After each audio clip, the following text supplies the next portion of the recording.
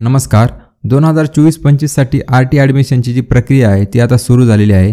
तर आपल्या परिसरातील आपल्या एरियातील कोणत्या शाळांनी या प्रक्रियेमध्ये सहभाग घेतला आहे त्यांची यादी कशी बघायची हे आपण या व्हिडिओमध्ये जाणून घेणार आहोत. तर व्हिडिओ नक्की शेवटपर्यंत बघा. तर बघा, सर्वात पहिले गुगलवर येऊन आर-टी महाराष्ट्र असे सर्च करायचे आहे. ते सर्च केल्यानंतर इथे तुम्हाला पहिलीच वेबसाईट दिसेल, government of Maharashtra R-T 25% admission. या वेबसाईटवर क्लिक करायचे आहे. त्यानंतर ही वेबसाईट अशी आर-टीची ओपन होईल.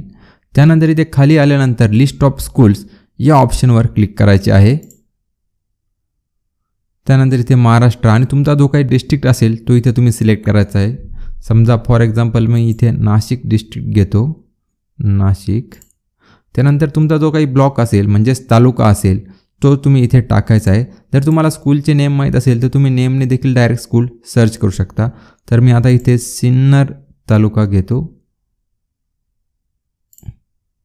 त्यानंतर इथे आर-टी कोटामध्ये आर-टीवर हा ऑप्शन टिक करायचा आहे आणि त्यानंतर 2024-25 हे सिलेक्ट करून इथे सर्चवर क्लिक करायचे आहे.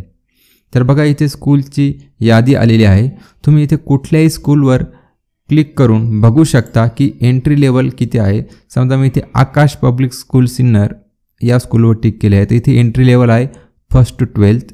त्यानंतर इथे ॲड्रेस लोकेशनवर क्लिक करून तुम्ही तुमच्या घरापासून ही स्कूल किती अंतर आहे हे पण बघू शकता आणि त्याच्यामध्ये व्हॅकन्सी किती आहे हे पण तुम्हाला इथे बघायला मिळेल. इथे तुम्हाला हवे त्या स्कूलवर तुम्ही क्लिक करून तुम्ही बघू शकता की या स्कूलमध्ये एंट्री लेवल किती आहे आणि व्हॅकन्सी किती आहे हे सर्व. समजा इथं आदर्श इंग्लिश मीडियम स्कूल सिन्नर, तर इथे व्हॅकन्सी 31 आहे, एंट्री लेवल आहे 1st पासून.